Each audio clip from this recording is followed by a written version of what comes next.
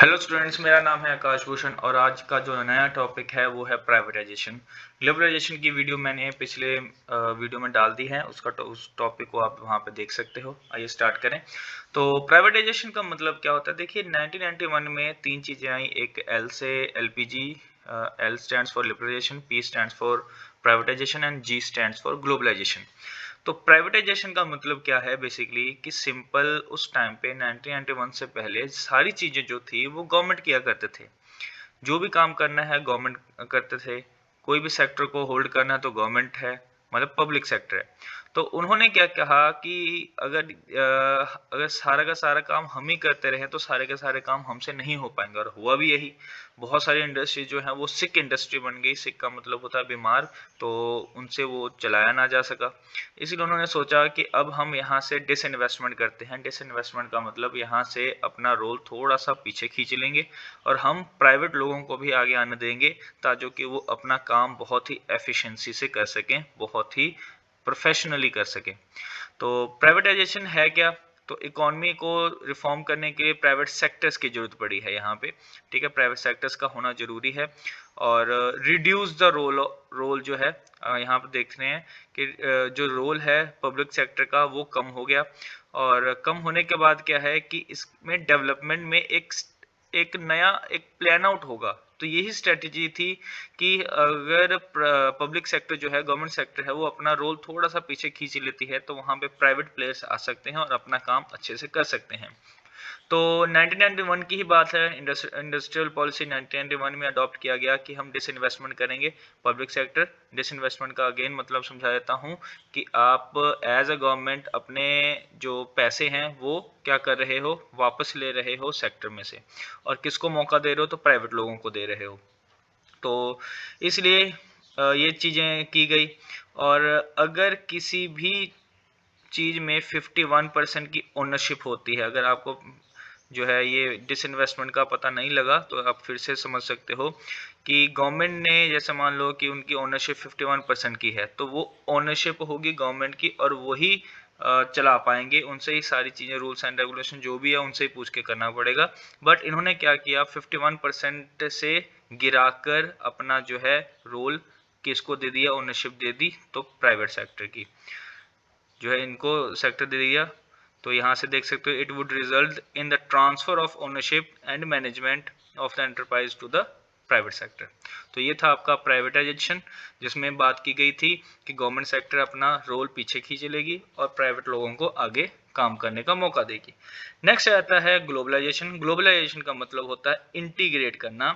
जितने भी हमारे पास वर्ल्ड में कंट्रीज हैं उनको सभी को एक जगह पे लेके आना था, जो कि किसी भी इमरजेंसी के टाइम पे हम एक दूसरे की हेल्प कर सकें। 1991 तक हम क्या करते थे? ग्लोबलाइजेशन नहीं करते थे कि हम इंटरनेशनल लेवल पे नहीं जाते थे। और बट जैसे ही हमारे हालात कुछ ख़राब हुए तो गवर्नमेंट ने ये सोचा कि हम भी ग्लोबलाइजेशन करेंगे। तो इसमें कुछ चीज़ें थी, तो बेसिकली इंपोर्ट एक्सपोर्ट की बात करेंगे। तो जो भी रूल्स एंड रेगुलेशन होगा वो इंपोर्ट एक्सपोर्ट की ही बात करेंगे, क्योंकि बेसिकली ग्लोबलाइजेशन का मतलब ये global, global means international level. International level पे आप तभी जाओगे जब आपके कंट्री में या तो कोई गुड्स बहुत ज़्यादा है, उसको आप किसी दूसरे कंट्री को देना चाहते हो जहाँ पे वो गुड्स एंड सर्विसेज अवेलेबल ना हो, या आपकी कंट्री में किसी गुड्स एंड सर्विसेज की कमी है तो आप किसी दूसरी इकोनॉमी से, किसी दूसरी कंट्री से आप वो मंगवाना चाहते हो। तो ये रूल्स एंड रेगुलेशन जो थे वो किसके लिए थे? तो सबसे पहले तो लाइसेंसिंग ऑफ इंपोर्ट। इंपोर्ट करने के लिए जो भी लाइसेंसिंग प्रोसीजर था उसको देखते हुए ये कहा गया कि हम इन सभी चीज़ों को थोड़ा सा कम करेंगे। हालांकि इंडिया बहुत हद तक इंपोर्टिंग कंट्री था उस टाइम पे, एक्सपोर्ट हम बहुत कम करते थे। तो जो भी चीज़ें थी रूल्स एंड रेगुलेशन इंपोर्ट के लिए की जा रही हैं। टैरिफ रिस्ट्रिक्शंस, टैरिफ एक टैक्स सिस्टम को कह सकते हैं। ठीक है, जहाँ पे रिस्ट्रिक्शंस बोली गई कि आप बहुत हद तक इंपोर्ट एक्सपोर्ट पे कितना टैक्स लगा रहे हो, उसके ऊपर भी थोड़ा सा जांच पड़ताल कर लो कि कितना सही रहना चाहिए। क्वांटिटेटिव रिस्ट्रिक्शंस कि बाहर से हम कितना सामान मंगवा सकते हैं या इंडिया से हम बाहर कितना सामान भेज सकते हैं। तो बेसिकली इसमें सिंपल इंपोर्ट और एक्सपोर्ट की बात की गई है। यहाँ पे अगर मैं आपको एग्जांपल दूँ लाइसेंसिंग ऑफ इंपोर्ट्स का या टैरिफ रिस्ट्रिक्शन का या क्वांटिटेटिव रिस्ट्रिक्शन का, देखिए इंडिया उस टाइम पे जो 1991 में था वो बहुत हद तक पैसे नहीं थे इंडिया के पास। तो यही था कि अगर इंपोर्ट प्रोसीजर को थोड़ा सा कम किया जाए कि हम बाहर की दुनिया से, बाहर की कंट्री से बहुत हद तक सामान लेके आएँ तो हमारे लिए बेनिफिट होगा। जैसे कि हम जो वेपन है बहुत हद तक इंपोर्ट करते हैं रशिया से, और इसलिए उसका लाइसेंसिंग सिस्टम जो होगा इंपोर्ट प्रोसीजर का वो सिंपल होगा। या कोई पेट्रोल अगर हम क्रूड ऑयल बाहर से मंगवाते हैं तो प्रोसीजर जो है वो सिंपल होगा।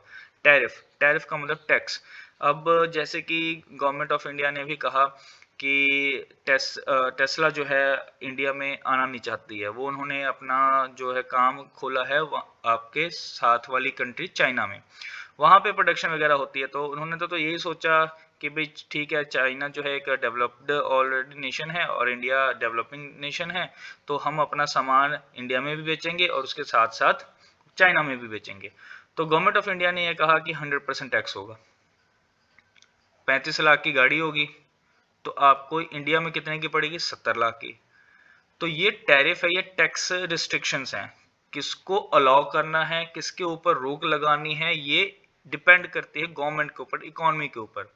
बट कुछ चीज़ें जैसे मेडिसिन वगैरह हो गया, कोई बहुत सारी ऐसी चीज़ें हैं जो हम चाहते हैं कि उसका जो प्रोसीजर हो, टैक्स हो, वो बहुत कम हो ताकि कि बाहर वाली जो कंपनीज हैं वो इंडिया में ज़्यादा से ज़्यादा आएँ। इसको हम टैरिफ रिस्ट्रिक्शंस कहते हैं। उसके बाद क्वांटिटेटिव रिस्ट्रिक्शंस, जैसे कि आप लोगों को पता ही होगा कि दुबई से भी अगर गोल्ड वगैरह लेके आना है तो किस हद तक लेके आ सकते हो, कितना लेके आ सकते हो, वो क्वांटिटेटिव रिस्ट्रिक्शंस में आ जाती हैं। तो इसमें बहुत हद तक कुछ खास नहीं है। तो ग्लोबलाइजेशन का मतलब यही है कि इंटरेक्शन करना, आप अपने इंटरडिपेंडेंसी शो करते हो ग्लोबल नेशंस के ऊपर। इतना भी डिपेंड ना हो जाओ कि भाई बहुत हद तक आपकी इकोनॉमी कोई दूसरी इकोनॉमी जो है कंट्रोल कर पाए। तो कुछ चीज़ें जो थी वो आप मंगवा सकते हो और अपनी चीज़ें भी बाहर भेज सकते हो। एक इंटरनेशनल मार्केट आपको प्रोवाइड करता है ग्लोबलाइजेशन। तो ये थे आपके दोनों टॉपिक। तो इसी के साथ आपका ये चैप्टर होता है ख़त्म। नेक्स्ट वीडियो में हम देखेंगे कोई नया चैप्टर। तब तक के लिए आप अपने डाउट्स वगैरह कमेंट में लिख सकते हो। Thank you.